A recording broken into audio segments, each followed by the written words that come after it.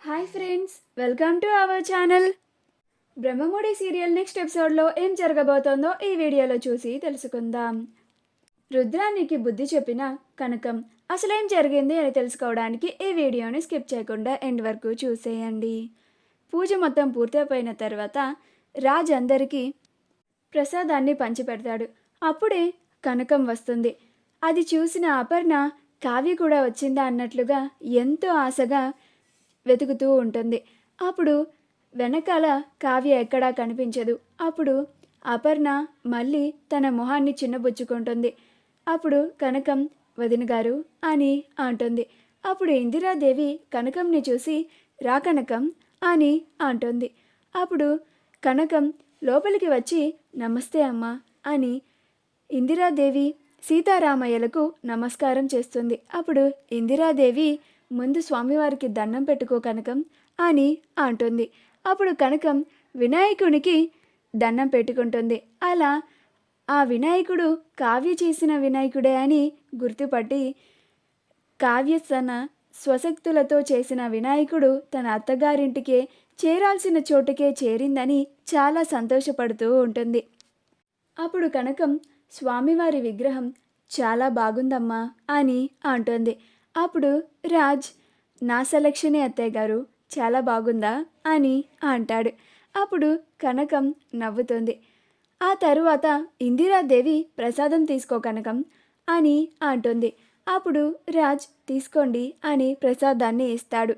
అప్పుడు కనకం కొంచెం లడ్డూని తీసుకొని నోట్లో వేసుకుంటుంది. ఆ తరువాత రుద్రాని ఏంటి కనకం పిలవని పేరంటానికి వచ్చావు అని అంటుంది. అప్పుడు కనకం సమాధానం చెప్పబోతుండగా అప్పుడు అపర్ణ ఏం మాట్లాడుతున్నావు రుద్రాని, కనకం ఈ ఇంటికి వియ్యపురాలు, తను ఎప్పుడైనా ఈ ఇంటికి వచ్చే హక్కు తనకి ఉంది. పైగా కడుపుతో ఉన్న తన బిడ్డ ఈ ఇంట్లో ఉంది. స్వప్న కోసం వచ్చి ఉండొచ్చు, అయినా నీకు కూడా కనకం వియ్యపురాలే కదా, నాకు వియ్యపురాలే, ధాన్యలక్ష్మికి వియ్యపురాలే, కాబట్టి కనకం ఈ ఇంటికి ఎప్పుడైనా రావచ్చు వెళ్ళొచ్చు అని అంటుంది. నువ్వు రుద్రాని మాటలేం పట్టించుకోకు కనకం అని అంటుంది. అప్పుడు కనకం అలాగేనమ్మా, మీకు ఆరోగ్యం బాగోవడం లేదు కదా, అందుకే చూసి వెళ్దామని వచ్చాను అని అంటుంది. అప్పుడు అపర్ణ నాకిప్పుడు బాగానే ఉంటుంది కనకం, కావ్య ఎలా ఉంది అని అడుగుతుంది. అప్పుడు కనకం కావ్య కూడా బాగానే ఉందమ్మా అని అంటుంది. అప్పుడు రుద్రాని ఈ వంక పెట్టుకొని కూతుర్ని చక్కగా మళ్ళీ తిరిగి అత్తగారింటికి తీసుకొద్దామని ప్లాన్ ఇస్తున్నావా ఏంటి అని అంటుంది. అప్పుడు అపర్ణ ప్రతిసారి నీ మందర బుద్ధి చూపించుకోకుండా ఉండవు కదా రుద్రాని, ప్లాన్ వేయడం ఏంటి, వస్తే రానివ్వు, తన కూతురి కాపురం గురించి మాట్లాడే హక్కు తనకి ఉంది. ఇది తన కూతురి అత్తగారిల్లు కాబట్టి ఇక్కడికి కాక ఇంకెక్కడికి వెళ్ళి మాట్లాడుతుంది. నిజంగా కనకం రాజ్ కావ్యల కాపురం గురించి మాట్లాడడానికి వచ్చినట్టే అయితే అంతకన్నా శుభవార్త నాకు మరేది ఉండదు. వాళ్ళిద్దరూ ఎప్పుడెప్పుడు కలుస్తారా, వాళ్ళని ఎలా కలపాలా అని ఈ ఇంట్లో ప్రతి ఒక్కరు అనుకుంటున్నారు, నువ్వు నీ కొడుకు తప్ప అని అంటుంది.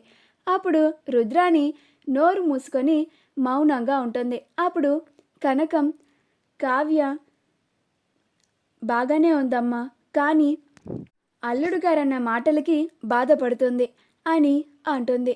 అప్పుడు అపర్ణ అవునులే కనకం, ఈ విషయంలో నా కొడుకు తప్పు ఉంది. నా కొడుక్కి తన భార్య విలువ ఎప్పుడు తెలిసి వస్తుందో ఏంటో నాకు అర్థం కావడం లేదు.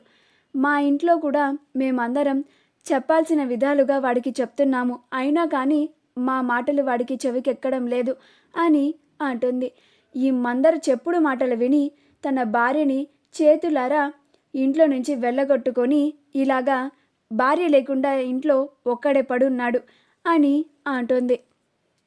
అప్పుడు రుద్రాని నా చెప్పుడు మాటల వల్ల రాజేమి కావ్యని వెళ్ళగొట్టలేదు వదిన, రాజ్కే కావ్య అంటే ఇష్టం లేదు, వాళ్ళకి ఇష్టం లేక వాళ్ళిద్దరు విడిపోయారు, అంతెందుకు రాజే మళ్ళీ మీరు చెప్పారని కనకం వాళ్ళ ఇంటికి వెళ్ళి అడిగినా కానీ ఆ మహాతల్లి అహంకారాన్ని చూపించి ఈ ఇంటికి రాను అని తిరస్కరించింది.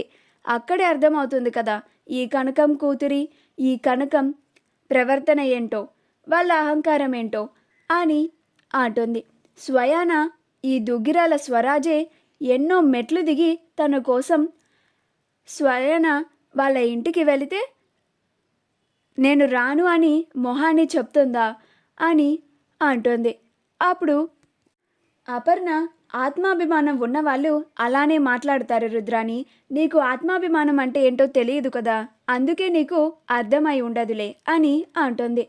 అప్పుడు కనకం, నా కూతురు అల్లుడు విడిపోయారు అని మీరంటున్నారు కదమ్మా, వాళ్ళిద్దరూ విడిపోలేదు, వాళ్ళిద్దరి మధ్యన ఇంకా బంధం ఉంది అని చెప్పడానికి ఇక్కడ అల్లుడు గారు పూజ చేసిన పీట పక్కన ఇంకొక పీటలో నా కూతురు చేరే సాక్ష్యం.